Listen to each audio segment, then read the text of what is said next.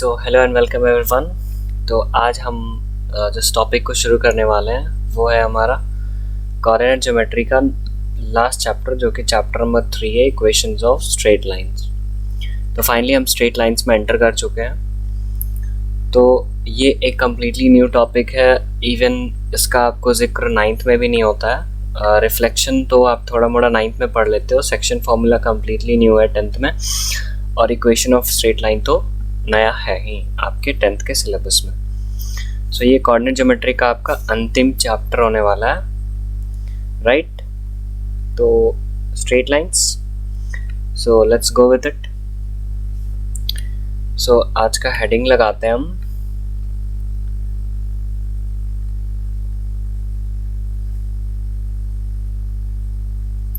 Straight lines, right?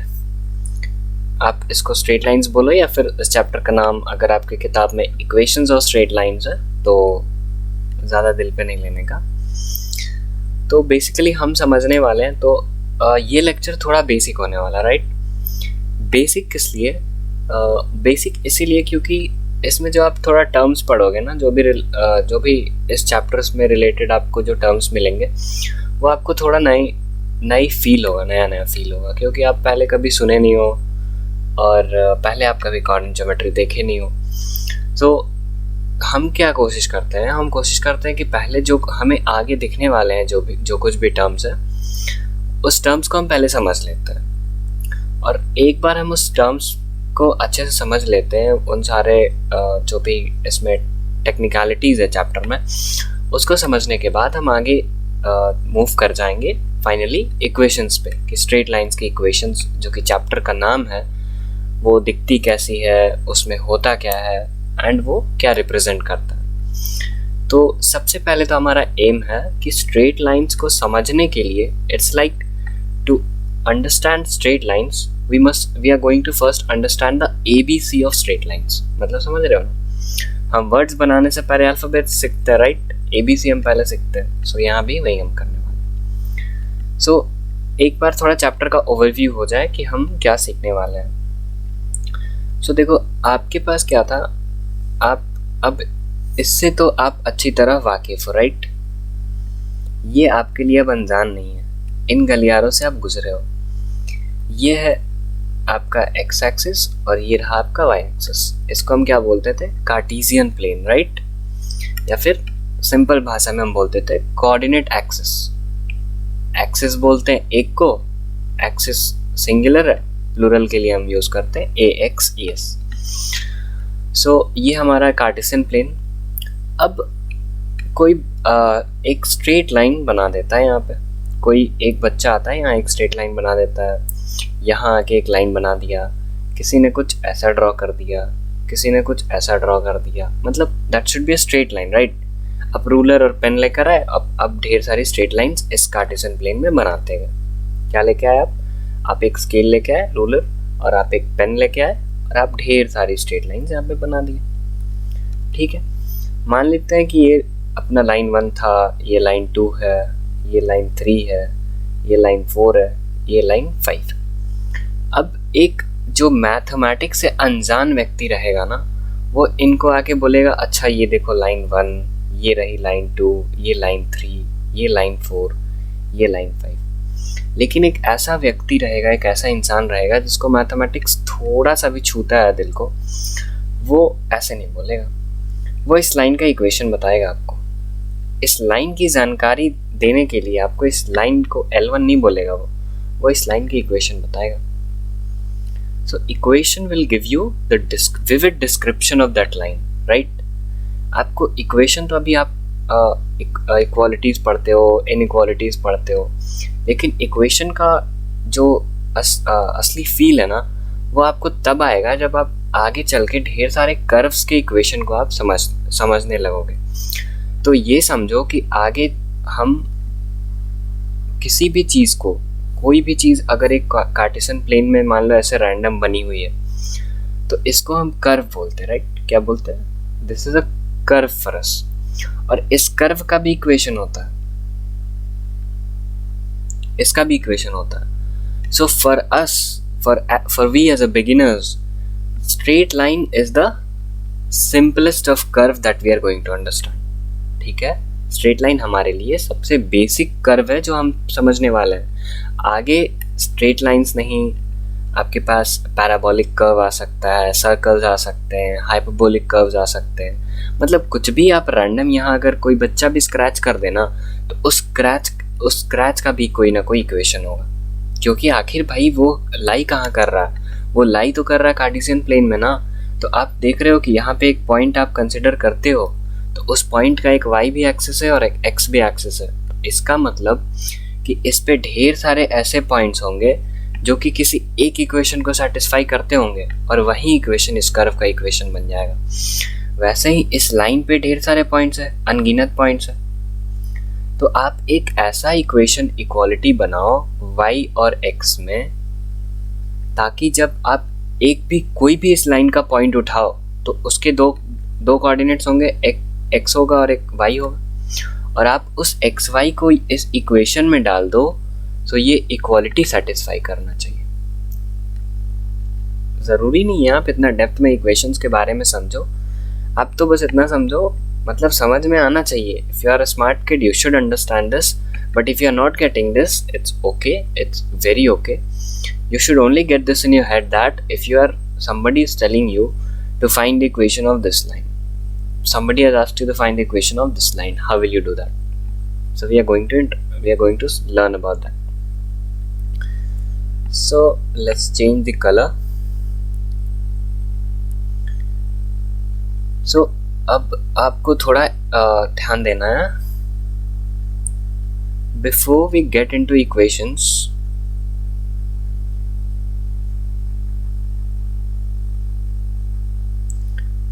we must understand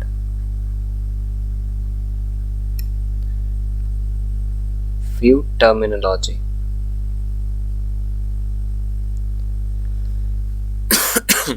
Excuse me. So हम equations, वहीं तो हम बोले ना, स्ट्रेट लाइन के इक्वेशंस पे जंप करने से पहले हमें कुछ समझ में आना चाहिए। वो क्या है? सबसे पहले हमें समझ में आना चाहिए कि एंगल ऑफ इंक्लिनेशन क्या चीज़ है।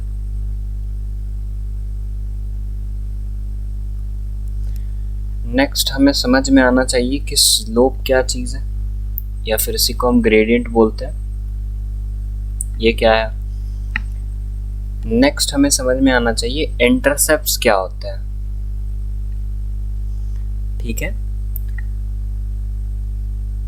ये हो गया। आफ्टर दिस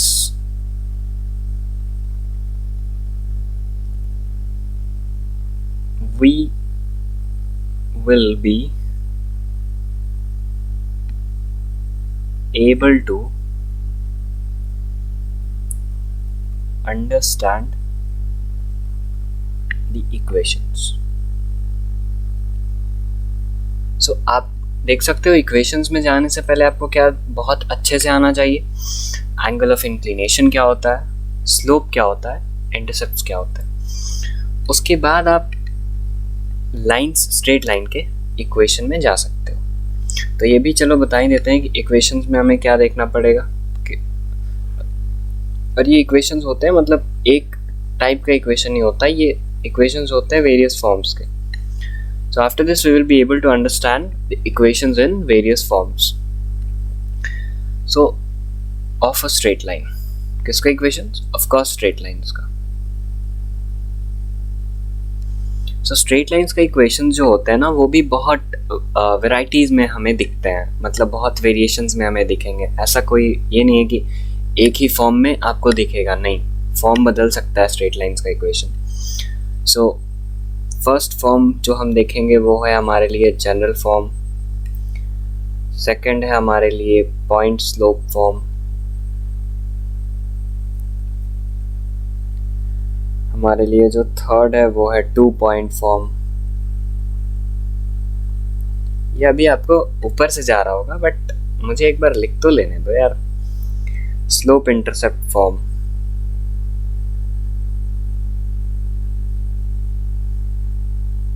ठीक है।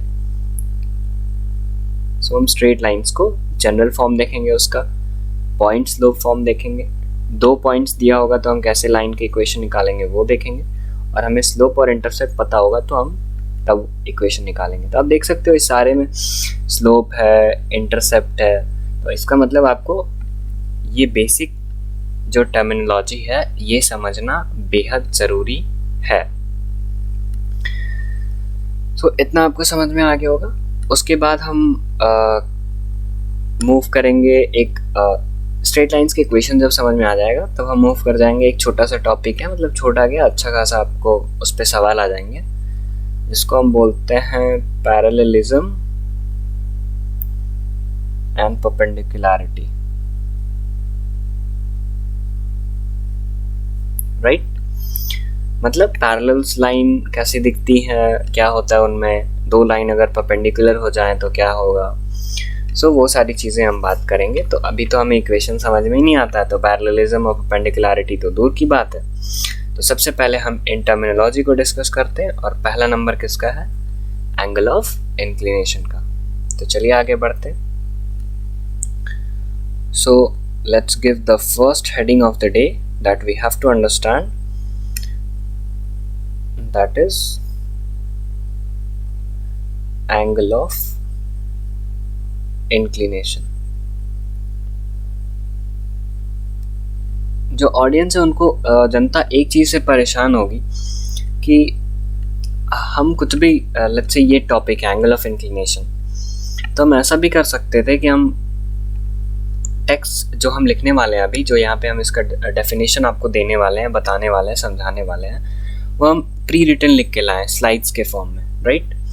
लेकिन हम वैसा प्रेफर नहीं करते हैं, क्योंकि वो अंदाज में क्या खामियां है ना कि उससे आपको लगेगा कि अरे ये तो वैसा ही हो गया ना कि एक किताब लाके यहाँ पे रख दिया गया है और मैं पेन लेकर उसको आपको रीड करा रहा हूँ। वैसा फील होगा ना कि आपको टेक्स्ट बुक का ही तो पिक्चर है ये, मैं उसको आपसे रीड करवा रहा हूँ, simple.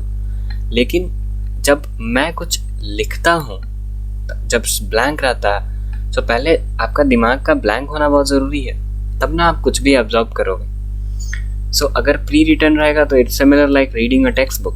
So I prefer blank slides, I am writing here and then you are going just along with me. So angle of inclination क्या होता है, so ये मैं इसलिए लिख देता हूँ क्योंकि अगर आप नोट्स वोट्स बना रहे हो तो थोड़ा इम्पॉर्टेंट है, लेकिन लॉन्ग टर्म में इम्पॉर्टेंट नहीं है, क्योंकि आप समझ जाओगे यार, उतना आप बच्चे नहीं हो। एंगल ऑफ इंक्लिनेशन क्या होता है, it is defined as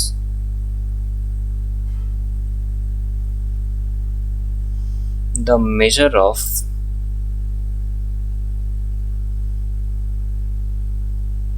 smallest non-negative angle which the line, कौन सी लाइन, जिसका हम इक्वेशन निकालेंगे, which the line makes with the positive direction of x-axis. So angle of inclination वो एंगल है जो कि आपको जो लाइन दिया गया है वो positive direction of x axis से जितना एंगल बनाती है वो लाइन, उसी एंगल को हम एंगल ऑफ इंक्लिनेशन कहते हैं। तो क्या अंग्रेजी हमें समझ तो नहीं आती है, हम हैं हिंदुस्तानी। तो ये कहना चाहता है कि अगर आपके पास कुछ ऐसा सिनेरियो है, आपकी लाइन ऐसी है, ठीक है, ये रहा आपका वाई एक्सिस, ये है आपकी एक्स एक्सिस, और ये है आपकी गिवन लाइन। तो अगर ऐसा है तो क्या कहता है कि एंगल ऑफ इंक्लिनेशन वो एंगल है जो ये line positive direction of x axis से बनाती है। अब ये क्लियर होना चाहिए, इसमें बहुत बच्चे गलतियां करते हैं। देखिए, अगर आपसे पूछा जाए कि एक्स एक्सिस पॉजिटिव किस तरफ है, तो आप बोलोगे इस तरफ, this is the positive direction, और एक्स एक्सिस नेगेटिव किस तरफ है, तो इस डायरेक्शन में नेगेटिव है। ठीक है, मान लो ये डायरेक्शन नॉर्थ है, नहीं है मतलब हो नहीं सकता, लेकिन मान लो ये नॉर्थ है, ये साउथ है। अगर मैं पूछा कि एक्स एक्सिस पॉजिटिव किस डायरेक्शन में, तो नॉर्थ डायरेक्शन में। ठीक है, सो अगर यहाँ पे बोला गया है कि एंगल ऑफ इंक्लिनेशन क्या होता है, the angle non negative negative नहीं, नेगेटिव इन द सेंस जब आप इससे नीचे से मेज़र करने लगोगे, वो अभी आपको उतना टेक्निकलिटी समझ में नहीं आएगा, लेकिन बस आप इतना से ध्यान रखो कि नेगेटिव में नहीं जाना है। और दूसरी बात जो कि इम्पॉर्टेंट है, positive direction of x axis से उस एंगल का, उस लाइन का एंगल लेना है। मतलब you have to measure from here. Did you notice how my measurement मेरा कैसे गया? पॉजिटिव डायरेक्शन से हम एंगल मेजर कर रहे हैं। Let's say 1 degree, 2 degree, 3, 4, 5, 6, 7, 10 degrees. समझ में आया? पॉजिटिव डायरेक्शन से मेरा 0 स्टार्ट हो रहा है। 0, 1, 2, 3, 4, 5, 6, 7, 8, 9, 10। To make it more clear to you, let me give another example. मान लो ये आपका हो गया, ऐसी आपके पास इस बार लाइन ऐसी है।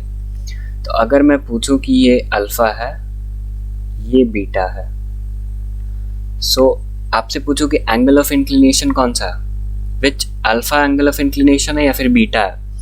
सो देखो, ये रहा आपका एक्स एक्सिस, ये है आपका वाई। सो पॉजिटिव डायरेक्शन इधर है ना। सो इस डायरेक्शन से जो भी एंगल मेजर किया गया है वो होगा आपका एंगल ऑफ इंक्लिनेशन। मतलब बीटा यहाँ पर है एंगल ऑफ इंक्लिनेशन, या फिर इंक्लिनेशन एंगल भी बोलते हैं शॉर्ट में। अभी भी आपको समझ में नहीं आया तो आप एक और सवाल का जवाब दो। मान लो आपका लाइन कुछ यूं है, ठीक है, तो यहाँ पर एंगल ऑफ इंक्लिनेशन कौन सा हो जाएगा? पूछ लेता हूँ मैं आपसे। लेट्स से ये हो गया अल्फा और ये एंगल है बीटा। तो यहाँ पे कौन सा एंगल ऑफ इंक्लिनेशन होगा? तो positive direction of x axis कौन है? आप यहाँ खड़ा हो जाओ, खड़ा हो गया, आप देखो कि पॉजिटिव कौन सा है। तो पॉजिटिव डायरेक्शन ये है। इसका मतलब इस साइड से, इस डायरेक्शन ऑफ एक्स एक्सिस से जो भी एंगल मेजर हुआ है, जो कि कितना हुआ है? बीटा। तो यहाँ पर बीटा आपका एंगल ऑफ इंक्लिनेशन है। सो कंफ्यूज नहीं होना है, ठीक है।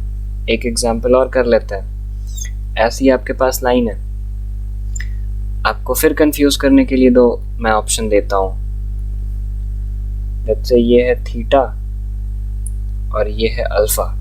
आप बताइए कौन सा एंगल ऑफ इंक्लिनेशन? तो यहाँ पे फिर आप यहाँ खड़े हो जाओ, देखो कि पॉजिटिव डायरेक्शन एक्स एक्सिस का कौन है। तो इधर जाओगे तो एक्स एक्सिस पॉजिटिव, इधर जाओगे तो नेगेटिव।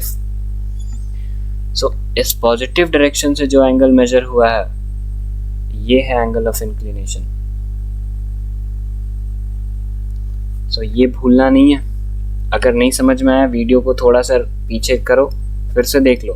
बहुत सिंपल चीज़ है, बहुत कंफ्यूजिंग भी है, बच्चे गलतियां भी करते हैं। सो ये रहा एंगल ऑफ इंक्लिनेशन का बात। तो अगर एंगल ऑफ इंक्लिनेशन समझ में आ गया, यहाँ पर हम नोट करा देते हैं कि this theta is your angle of inclination.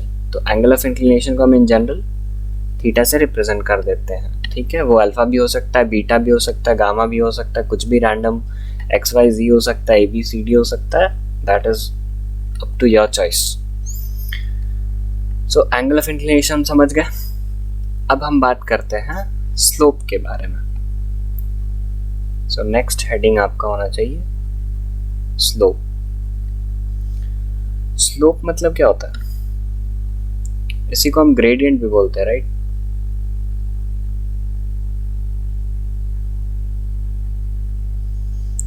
सो ये कुछ नहीं होता है, this is just tangent of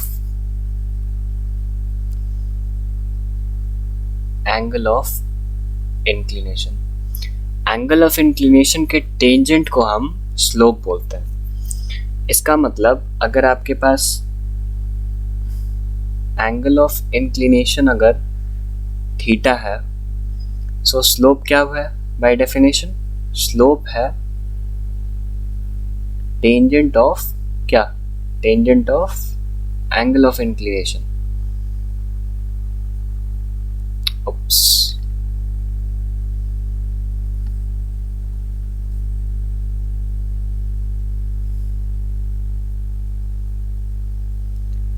so slope को हम क्या लिख सकते हैं? Tangent of. टेंजेंट मतलब आपको 9th में बेसिक ट्रिग्नोमेट्रिक आइडिया, टैन को टेंजेंट बोलते हैं। So tangent of angle of inclination, इसका मतलब tan of angle of inclination क्या है? थीटा। तो स्लोप क्या हो गया, tan थीटा। तो बेसिकली आपके पास जो स्लोप है that is nothing but it is tan of theta, और यहाँ पर थीटा क्या है, थीटा है एंगल ऑफ इंक्लिनेशन, और एंगल ऑफ इंक्लिनेशन क्या होता है उसके लिए आपको ये समझ में आना चाहिए था। समझ में आया क्या?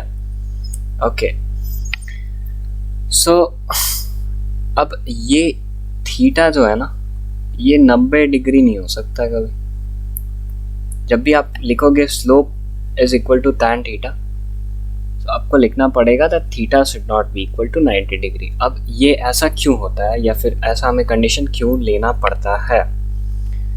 सो आप एक चीज बताओ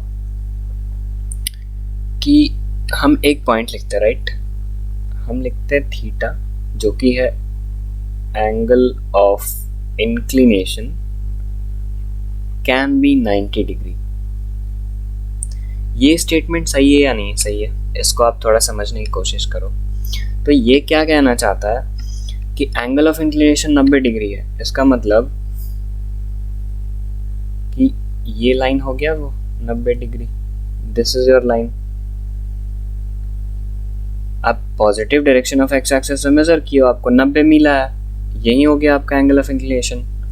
तो इस लाइन का एंगल ऑफ इंक्लिनेशन 90 डिग्री है, तो ये लिखा हुआ है theta that is angle of inclination can be 90 degree. कोई गलत बात नहीं है, एकदम सही है। आपके पास वो लाइन हो सकती है जिसका एंगल ऑफ इंक्लिनेशन 90 डिग्री हो, क्यों नहीं हो सकती है भाई? 90 डिग्री पे लाइन बिल्कुल हो सकती है। ठीक है, अब नेक्स्ट पॉइंट आता है कि अब उस लाइन का slope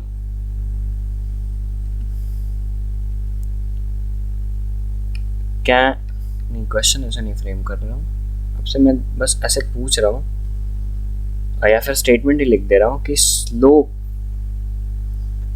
of a line whose angle of inclination that is theta is equal to 90 degree is not possible, or better you write is undefined। तो ये बात समझ में आया कि नहीं आया? नहीं आया, कितनों को नहीं समझ में आया? तो देखो फिर से समझाते हैं। थीटा क्या है? थीटा है एंगल ऑफ इंक्लिनेशन। सो ये किसी भी लाइन का 90 डिग्री है, बिल्कुल है, हो सकता है, क्योंकि हम अभी देखें ये वो लाइन है, मान लो ये 90 डिग्री है बस, तो ये वो लाइन हो गया जिसका एंगल ऑफ इंक्लिनेशन 90 डिग्री है। अब इसका अगर हम स्लोप लिखने जाएं तो स्लोप क्या होता है? स्लोप होता है tangent of angle of inclination, मतलब tan थीटा। आपको याद हो जाएगा स्लोप मतलब tan थीटा। तो स्लोप जब tan थीटा हो गया, सो tan ऑफ थीटा के एंगल ऑफ इंक्लिनेशन, यहाँ पे इस लाइन के लिए क्या 90 डिग्री, सो tan 90, tan 90 डिग्री। आप देखते होगे ट्रेगोट टेबल में अनडिफाइंड लिखा रहता है, इसका मतलब स्लोप भी अनडिफाइंड हो गया। तो इसका मतलब जब यहाँ स्लोप अनडिफाइंड हो गया तो हम क्या बोल सकते हैं, ये स्टेटमेंट बोल सकते हैं कि नहीं कि slope of a line whose angle of inclination theta is 90 degree is not possible, या फिर अनडिफाइंड। मतलब वो लाइन जिसका एंगल ऑफ इंक्लिनेशन 90 डिग्री है उसका स्लोप जो है वो अनडिफाइंड है। अंडरस्टूड? समझ में आना चाहिए, ये मतलब ज़्यादा बड़ी बात नहीं है। ठीक है, तो अगर आपको ये समझ में आ गया तो फिर हम आगे बढ़ते हैं। आगे आप हेडिंग डालो कि हम स्लोप के बारे में थोड़ा और आइडिया हम आगे एक्सटेंड करते हैं। So put your heading as slope of a line या फिर of the line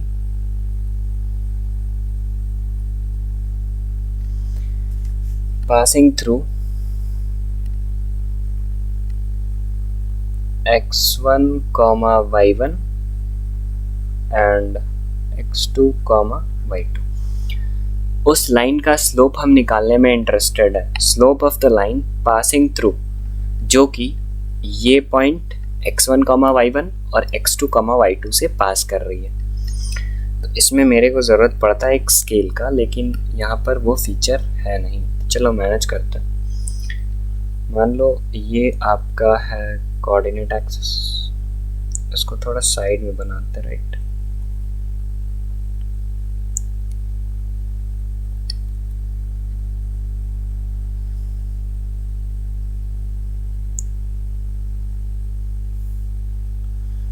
this is your coordinate axis. मान लो आपकी लाइन कुछ ऐसी है। अब ये लाइन है तो इसका अगर हम ये थीटा मार्क करते हैं तो इस थीटा को आप क्या बोलिएगा, एंगल ऑफ इंक्लिनेशन। देख लो, अब हम बोलते हैं कि इस लाइन पे दो पॉइंट्स है, एक पॉइंट है x1, y1, एक है x2, y2। इस लाइन पे इसका मतलब ये लाइन उस दोनों पॉइंट से गुजर रही है, एक ही बात है। सो मान लो एक पॉइंट यहाँ पर है, वो पॉइंट के कोऑर्डिनेट्स क्या है, x1, y1, और एक पॉइंट यहाँ पर है, उस पॉइंट का कोऑर्डिनेट क्या है, x2, y2। ठीक है, अब इन दोनों पॉइंट से हम परपेंडिकुलर ड्रॉप कर देते हैं। एक्स एक्सिस पे हम इन दोनों पॉइंट से परपेंडिकुलर्स ड्रॉप कर देते हैं, और इस पॉइंट से हम इस लाइन पे भी एक परपेंडिकुलर ड्रॉप कर देते हैं। ठीक है, तो हम क्या किए, एक लाइन थी दो पॉइंट से गुजर रही है, तो उस पॉइंट से हम एक्स एक्सिस पे एक परपेंडिकुलर ड्रॉप किए, यहाँ से एक परपेंडिकुलर ड्रॉप किए। अब अगर ये थीटा है तो क्या आपको लगता है कि ये भी थीटा हो सकता है करस्पॉन्डिंग एंगल, तो ये भी थीटा हो गया। अब इस पॉइंट का कोऑर्डिनेट्स आप लिख सकते हो क्या, तो इस पॉइंट पे x क्या है, तो इस पॉइंट का x वही होगा जो यहाँ पे x होगा, यहाँ पे भी वही x होगा और यहाँ भी वही x होगा, तो यहाँ का x क्या है, x2। और इस पॉइंट का y कितना होगा, y मतलब हाइट, कितना हम ऊपर है, x एक्सिस से हम कितना ऊपर है, तो x एक्सिस से हम कितना ऊपर है, जितना इसका हाइट है, तो इसका हाइट y1 है, तो इस पॉइंट का कोऑर्डिनेट हो गया x2, y1। इसमें कंफ्यूजन नहीं होना चाहिए किसी को। ठीक है, अब मान लेते हैं हम इसको मार्किंग कर लेते हैं, आप इस ट्राइंगल को, let us mark this triangle as ABC। So इस AC का लेंथ कितना हो जाएगा, this length of this AC is, y तो सेम है, चेंज क्या कर रहा है, x। तो इसका आप मानते हो या नहीं मानते हो, x2 माइनस x1 इसका लेंथ हो जाएगा। और ये BC का लेंथ कितना हो जाएगा, ये x तो सेम है, y चेंज कर रहा है ना, तो y2 माइनस y1 हो जाएगा। मानते हो या नहीं मानते हो, देख लो करके, बहुत सिंपल चीज़ है, कोई कॉम्प्लिकेशंस नहीं है। तो ये हो गया AC का लेंथ, ये हो गया BC का लेंथ। अब अगर आपसे कोई पूछता है कि इन ट्राइंगल ABC, कौन सा triangle, ABC, tan of theta क्या होगा। सो tan of theta by knowledge of trigonometry आपको क्या पता है कि ये होता है ऑल्टीट्यूड, मतलब जिसको आप परपेंडिकुलर बोलते हो, अपॉन बेस। सो इस ट्राइंगल में ऑल्टीट्यूड क्या है, BC, अपॉन बेस क्या है, AC। तो हम लिख सकते हैं tan of theta is, BC क्या हो जाएगा हमारे पास, y2 minus y1 upon AC क्या है, x2 माइनस x1। सो अब हम यहाँ पर एक चीज़ बताना भूल गए कि स्लोप को हम m से रिप्रेजेंट करते हैं। जहाँ भी आप m देखो, small m, that represent slope. So अब हम ये भी देखें कि स्लोप हमारे लिए क्या होता है, स्लोप हमारे लिए होता है tan theta, tan of theta है स्लोप, और स्लोप को हम किससे रिप्रेजेंट कर सकते हैं, m से। तो ये है हमारा स्लोप का लेखा जोखा, राइट, जो कि हम समझ चुके हैं। तो अब ये tan थीटा मतलब क्या हो गया, ये स्लोप हो गया किस लाइन का, जो लाइन आपको गिवन था। तो इसका मतलब m क्या हो गया, m हो गया y2 minus y1 upon x2 minus x1। ये बहुत इम्पॉर्टेंट रिजल्ट है, ये आपको आपसे बार बार यूटिलाइज करना पड़ेगा आपको इसको। तो ये आपको क्या दे सकता है, ये m मतलब स्लोप।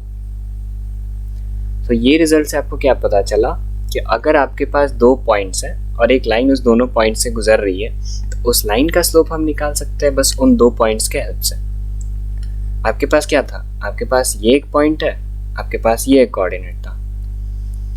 अब इन दोनों के हेल्प से आप इस लाइन का स्लोप निकाल सकते हो, कैसे, y2 minus y1 by x2 minus x1। सो ये हो गया एक तरह से बेसिकली स्लोप निकालने का आपके भाषा में फॉर्मूला।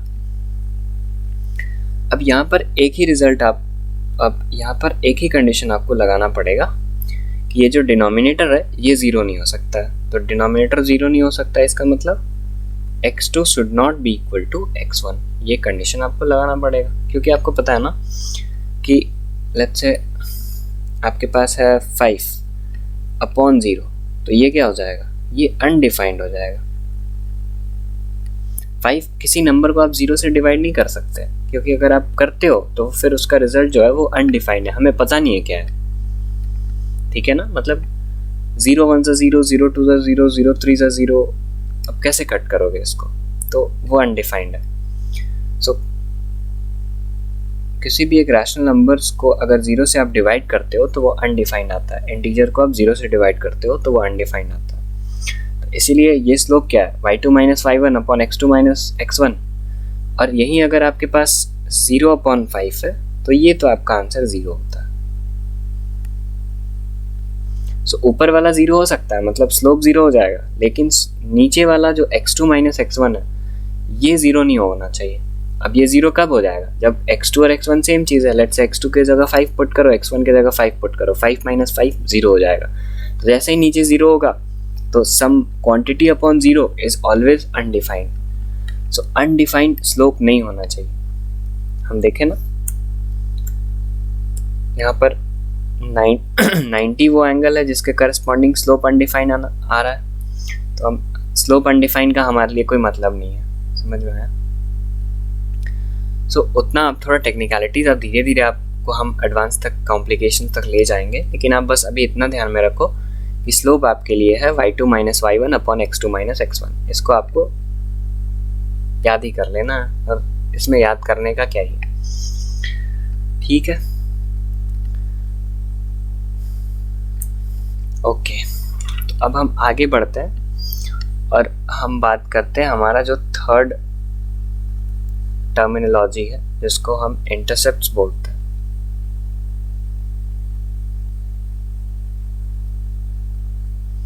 तो इंटरसेप्ट में भी हम दो चीज देखेंगे, एक देखेंगे एक्स इंटरसेप्ट और एक होता है हमारे लिए वाई इंटरसेप्ट, ठीक है। तो इसका भी हम थोड़ा डेफिनेशन वाइज चलते हैं, क्योंकि आज थोड़ा क्लास बेसिक है ना, तो हमें बेसिक में क्या है, बेसिक में हम एक ही बार क्वेश्चंस पे तो आ नहीं सकते, क्योंकि हमें अभी हमको कुछ आता ही नहीं है, तो सवाल कहाँ से बनाएंगे। So the point where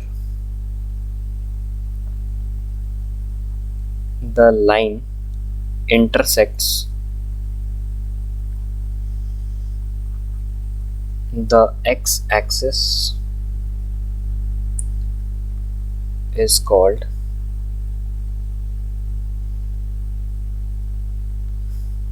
x-intercept of line। इसका मतलब क्या हुआ, the point where the line intersects, line जहां पर x एक्सिस को कट करे या फिर इंटरसेक्ट करे, उसी पॉइंट को हम एक्स इंटरसेप्ट बोलते हैं। तो ये मान आपको डायग्रामेटिकली दिखाते हैं कि मान लो आपके पास ये कोऑर्डिनेट एक्सिस है, आपके पास कुछ ऐसी लाइन है। सो ये लाइन मान लो एक्स एक्सिस को कट कर रही है, लेट्स से पॉइंट a,0 पे, ठीक है। सो इस सिचुएशन के लिए जो आप एक्स इंटरसेप्ट होगा आपके लिए, तो एक्स इंटरसेप्ट क्या होता है by definition, the point where, जिस पॉइंट पे line intersects the x axis, x axis को जिस पॉइंट पे आपकी लाइन कट करती है उसी पॉइंट को हम एक्स इंटरसेप्ट बोलते हैं। So according to our definition x intercept यहाँ पे क्या हो जाएगा, ए हो जाएगा। मान लो आपके पास कुछ ऐसी लाइन है एक, अब आपके जहन में क्वेश्चन आता ना कि ये लाइन तो हमेशा पॉजिटिव एक्स को ही नहीं कट करेगी, लाइन तो इधर भी कट कर सकती है एक्स एक्सिस को, तब क्या होगा, तब मान लो अब तो इधर आ गए आप, तो मान लो ये है -2,0। सो इस सिचुएशन में जो आपका x इंटरसेप्ट हो जाएगा, कितना हो जाएगा, -2, क्योंकि x इंटरसेप्ट क्या है, वो पॉइंट है जहां पर आपकी लाइन x एक्सिस को कट कर रही है। तो अगर वो नेगेटिव साइड में कट कर रही है तो नेगेटिव हो जाएगा, पॉजिटिव में कर रही है तो पॉजिटिव आ जाएगा। सो क्वेश्चन आपसे अगर कोई पूछता है, कोई अगर आपका नॉलेज टेस्ट करना चाहता है कि कैन इंटरसेप्ट बी नेगेटिव, तो आंसर है यस, बिल्कुल हो सकता है, क्यों नहीं हो सकता। अब अगर कोई, अब ये बात तो आपको पता ही है कि डिस्टेंस हमेशा हम पॉजिटिव कंसिडर करते हैं, क्योंकि नेगेटिव साइन का फिर डिस्टेंस के आगे हमारे लिए कोई मतलब नहीं है, महत्व नहीं रह जाता उसका। सो इसीलिए हम लिखते हैं जो कि लेंथ ऑफ इंटरसेप्ट होता है ना, लेंथ ऑफ द इंटरसेप्ट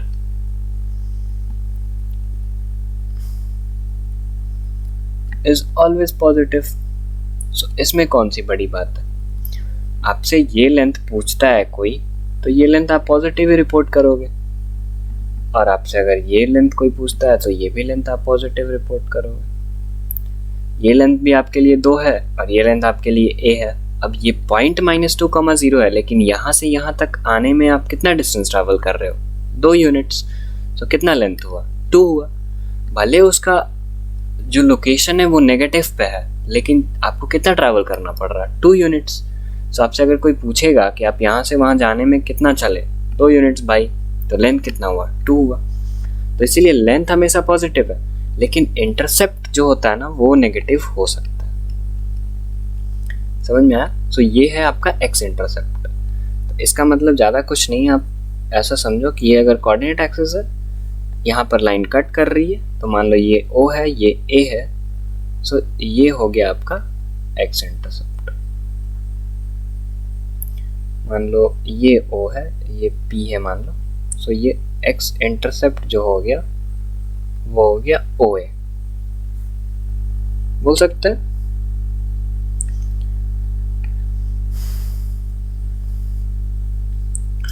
सो वैसे ही हम y इंटरसेप्ट भी समझ सकते हैं। y इंटरसेप्ट क्या होगा, आप डेफिनेशन खुद से बना सकते हो। The point where the line intersect the y axis, आपकी लाइन y को जहां कट करे वो y इंटरसेप्ट हो जाएगा। So what we can write is similarly the point where the line intersects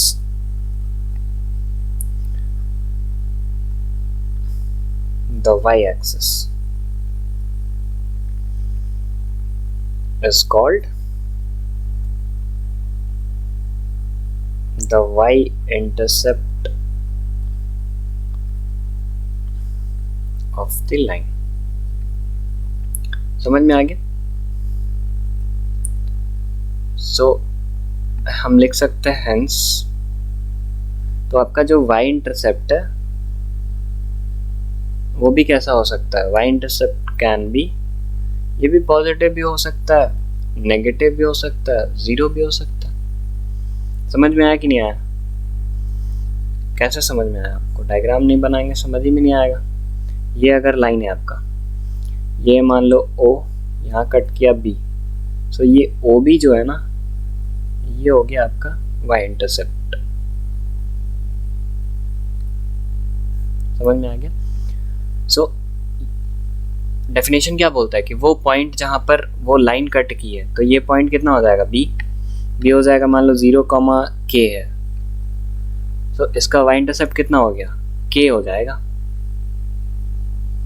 अब ये नीचे भी तो हो सकता है, ऐसा भी हो सकता है कि लाइन कुछ यूं है, सो यहाँ पर आपको लिखना पड़ेगा, मान लो 0, -k हो गया ये। सो इस पॉइंट के लिए जो y इंटरसेप्ट है वो -k हो जाएगा। तो वहीं लिखा हुआ है कि y intercept can be positive as well as negative, और x एक्सिस अगर है तो उसका कोई y इंटरसेप्ट 0 है, क्योंकि 0 पे वो y को कट कर रहा है, तो वो 0 हो जाएगा। तो अगर आपसे क्वेश्चन पूछा name the line which has a y intercept 0, so y intercept 0 किस लाइन के लिए, x एक्सिस के लिए। ठीक है, सो ये समझ में आया इंटरसेप्ट्स के बारे में। तो मतलब कंक्लूड करने के लिए हम फिर से आपको बना देते हैं एक बार। अगर आपकी लाइन कुछ यूं है, ठीक है, यहाँ पर कट कर रही है x को, मान लो ये पॉइंट है A और ये है B और ये है आपका ओरिजिन, सो ये जो डिस्टेंस OA है इसी को बोलते हैं एक्स इंटरसेप्ट, और ये जो डिस्टेंस OB है इसी को बोलते हैं y इंटरसेप्ट। ठीक है, तो या तो अब आपको लगता होगा अरे यार आप पहले पॉइंट बोल रहे हो, द पॉइंट वेयर, फिर डिस्टेंस घुसा दे रहे हो, तो भाई मेरे ये पॉइंट मान लो कितना ही होगा, मान लो ये 2,0 है क्योंकि इस पे तो y0 है, तो यहाँ से यहाँ का डिस्टेंस क्या होगा, 2 ही होगा।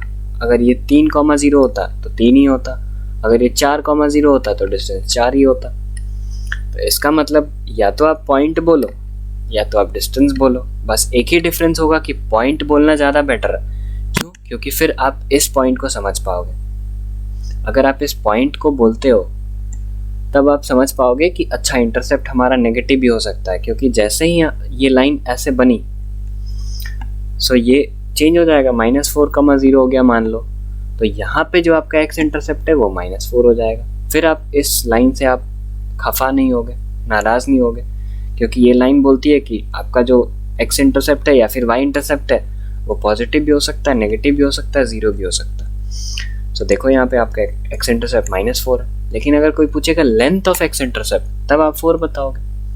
तो वैसे ही यहाँ पर अगर मान लो ये p है, सो OP को तो भाई आप 4 ही बताओगे ना। So that's the way, you either tell it in the form of point या फिर आप बोलो कि लेंथ ऑफ दैट इंटरसेप्ट। तो याद रखना ये लाइन बहुत ज़रूरी है। ये क्वेश्चन, कैन इंटरसेप्ट भी नेगेटिव? बिल्कुल, इंटरसेप्ट नेगेटिव होने में कोई शर्म वाली बात नहीं है, बिल्कुल होता है और होगा भी। तो इंटरसेप्ट पॉजिटिव भी हो सकता है, नेगेटिव भी हो सकता है, 0 भी हो सकता है। अगर x एक्सिस के पॉजिटिव साइड में लाइन कट की है तो x intercept positive, x axis के नेगेटिव साइड में लाइन कट की है तो x axis negative, sorry x intercept negative. So आप, और लेंथ अगर है, लेंथ ऑफ इंटरसेप्ट है तो वो तो हमेशा पॉजिटिव होगा। सो लेंथ में आपको नहीं जाना है, आपको जाना है x इंटरसेप्ट है, आपको देखना है कि पॉजिटिव साइड या नेगेटिव साइड। पॉजिटिव साइड से positive intercept, negative side negative intercept. समझ में आया? ज़्यादा वो कन्फ्यूजन्स नहीं पालने दिमाग में। और y इंटरसेप्ट में भी वही हाल, अगर कोई लाइन ऊपर को काटी है, मान लो ऊपर को, सो y इंटरसेप्ट पॉजिटिव, और अगर कोई लाइन ऐसे नीचे को काटी है तो नेगेटिव y में, तो y इंटरसेप्ट नेगेटिव। लेंथ आएगा तो आप ऑटोमेटिकली पॉजिटिव रिपोर्ट करोगे, क्योंकि लेंथ पॉजिटिव भी आपको बताना पड़ेगा। लेकिन ऐसे इंटरसेप्ट आप ध्यान रखो कि ऊपर पॉजिटिव साइड में तो पॉजिटिव इंटरसेप्ट, नेगेटिव साइड में तो नेगेटिव इंटरसेप्ट। और कंक्लूजन में आपको ये ध्यान दे देना ये बात